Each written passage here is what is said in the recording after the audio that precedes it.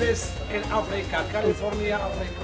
Herkese merhaba. Bu haftaki videomuzda sizleri güneyin incisi olan Fas'ın Kırmızı Şehrine, bir diğer adıyla da Tanrıların Ülkesine yani Marrakeş'e götürüyorum. İlk olarak sizleri Afrika'nın en ünlü meydanlarından biri olan yılan oynatıcılarının da olduğu Cami Altınay'a, ünlü meydandan bizdeki kapalı çarşı gibi baharatlardan halılara, hediyelik eşyalara, hatta Ziyech'in formasına kadar her türlü ürünü bulabileceğiniz ünlü pazara, bu pazardan da son adres olarak Portekizli yıldız Cristiano Ronaldo'nun oteline götüreceğim. Eylül ayında Fas'ta yaşanan deprem sonrası hem ülkemizde hem de dünya basınında yer alan Ronaldo ile ilgili yalan haberin doğrusunu sizlerle paylaşacağım. O zaman videomuza başlıyoruz.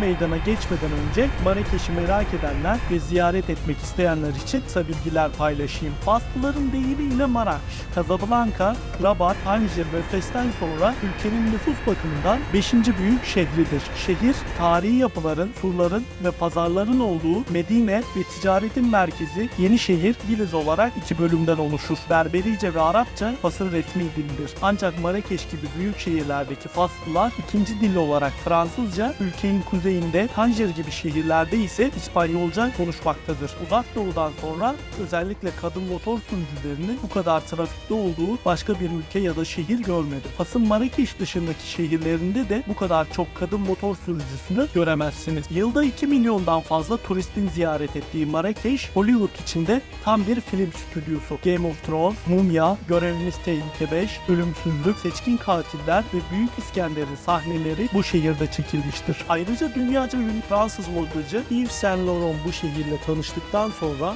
uzun yıllar burada yaşamış ve Paris'te öldükten sonra türlerini bu şehirdeki ilham aldığı, kendisinin de sahibi olduğu botanik bahçesi Majorelle Garden'a serptirilmiştir. Şehrin tam kalbinde yer alan Cami Altınay ise UNESCO Dünya Miras Listesi'ne adını yazdırılmış bir meydandır. Çeşitli teoriler olsa da bu meydanın Cami El Fına olarak yani dünyanın sonundaki cami ya da ölüm meydanı olarak çağrılmasının 2 sebebi var. Birincisi 1510-1619 yılları arasında Fas'ı yöneten Sadi Sultanlığından Prens Ahmet El Mansur'un Cami El Fına'ya yani Mutluluk Camisi adında bir cami inşa ettirmek istemesinden sonra yaşanan ve 9 yıl süren Marrakeş nüfusunun da bir bölümünü yok eden salgın hastalık. İkinci neden ise eskiden bu meydanın yancılara ve suçlulara karşı ölüm cezalarının uygulandığı yani idam ve kafalarının kesildiği yer olması. Bu dev çarşıda sabahın ilk ışıklarından gece boyunca birbirinden farklı müzik ve danslar eşliğinde yılan oynatıcılarının, maymun göstericilerini, balcıların, dövmecilerin, hokkabazların hünerlerini izlerken bir yandan da bu pazarda bulunan seyyar lokantalardan Fas lezzetlerini tadabilirsiniz. Ben de kahvaltımı yapmak için meydandaki Argana kafeye gittim. Meydanda bulunan onlarca kafe arasından burayı seçmemin tabii ki bir nedeni size anlatacağım bir hikayesi vardı. Tarihler 28 Nisan 2011'i gösterdiğinde o zaman 25 yaşında sıradan bir ayakkabı satıcısı olan Faslı Adil El Atmani internetten öğrenip yaptığını iddia ettiği bombaları sırt çantasında bu kafeye getirerek kanlı bir eylem gerçekleştirdi. Bombaları patlatmanın şiddetini arttırması için düdüklü tencerelerin içine koymuştu ve patlama bu kadar güçlüydü ki 3 kilometre uzaktan dahi duyulmuştu. Ölenlerin arasında Faslı vatandaşların da olduğu çoğunluğu Fransız öğrenci 17 kişi öldü, 25 kişi de yaralandı. Adil El Atmani olaydan sonra yakalandı ve ölüm cezasına çarptırıldı. İçeride de rahat durmadı, güçlü arkadaşını öldürmeye teşebbüs etti. Bugün tek kişilik hücrede ölüm cezasını bekliyor. Kahvaltıdan sonra yavaş yavaş pazarın yolunu tutuyor. Pazara girmeden önce bütün turistler için dünyanın her ülkesinde geçerli olan altın kuralı unutmuyoruz.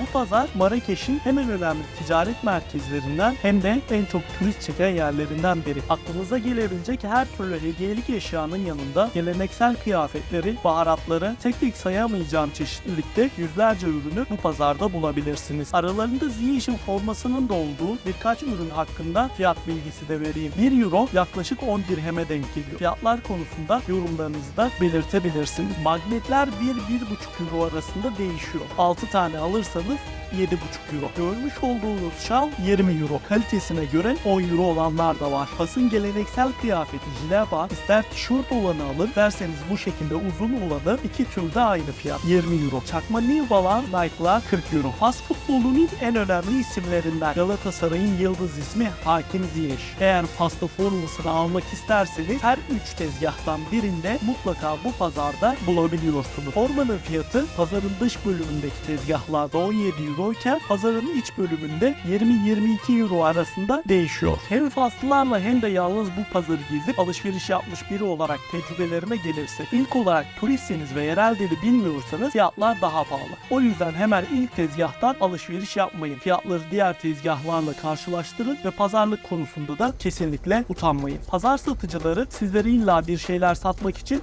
rahatsız etmiyorlar, darlamıyorlar. Fakat meydandaki yılan oynatıcıları, maymun göstericileri hariç. Dikkat edin, telefon ya da kamera ile çekim yaptığınızı gördüklerinde hemen para için yanınızda bitebiliyorlar. Dışarıdaki tezgahlar pazarın içindeki tezgahlara oranla daha ucuz. Bir şeyi satmadan önce ikram etmek Fas kültüründe de var. Pazarda, sokakta fotoğraf ya da vlog çekerken insanların yanınızdan elleriyle yüzlerini kapatarak geçmesine artık alışıyorsunuz. Son olarak Fes şehrinde üretilen ve bu pazarda da bulabileceğiniz gerçek deri ürünlerine, doğal Fas mücuna, el yapımı yolluklara ve modayı seviyorsanız onun sayfalarına taşıdığı Balenciaga, Chanel, Prada gibi dünyaca ünlü markalarında müşterileriyle buluşturduğu Fas'ın geleneksel ayakkabı ve terliklerine mutlaka göz atın derim. Bu pazarda ya da Marrakeş civarlarında gezerken eğer kaybolursanız gökyüzünde Kütübiye Camii'nin 77 metre uzunluğundaki minaresini bulup yönünüzü belirleyebilirsiniz. Bu şekilde Cami El Fına'ya çıkabilirsiniz. Marrakeş'in simgelerinden olan bu cami, Fas'ın cami mimarisinin de en güzel örneklerinden biridir. Ayrıca Kütübiye Camii'nden etkilenenler aynısını Spanya'nın Sevilla kentinde La Giralda ismiyle inşa etmişler. Onu da merak edenler için buraya not olarak bırakıyorum. Eylül ayında Fas'ın El Hul bölgesinde yaşanan deprem nedeniyle hasar gören cami şu an restorasyonda. Bariyerlerle kapatılmış olup giriş yasaktır. Camiyi görevli polislere caminin açılış tarihini sorduğunda henüz net bir tarih olmadığını belirttiler. Kavurucu sıcaklara alışkın değilseniz ve Fas'a yazın gelmeyi düşünüyorsanız sıcaklığın en fazla olduğu Haziran, Temmuz, Ağustos aylarına dikkat etmenizi tavsiye ederim. Özellikle Marrakeş ve Fes'in denize kıyısı olmadığı ve gündüz çok sıcak olduğu için yazın bu şehirlerde hayat 17'den sonra başlıyor. Eylül ayının son günlerinde bu görüntüleri çekmeme rağmen sıcaklık uyarısı vererek kameram kapandı. Bir yandan sıcağın, bir yandan da günün vermiş olduğu yorgunluğu atmak için Cristiano Ronaldo'nun oteline doğru yola koyuldum. Otele ulaşır ulaşmaz otelin girişinde beni Portekiz ve Fas bayrakları karşıladı. Hemen otelin girişinde teras bölümüne geçerek enerji içeceğimi ve suyumu söyledi. Bu otelden güzel görüntüler izlerken burada bulunmamın asıl sebebini de hemen paylaşıyorum. Eylül ayında Fas'ta yaşanan ve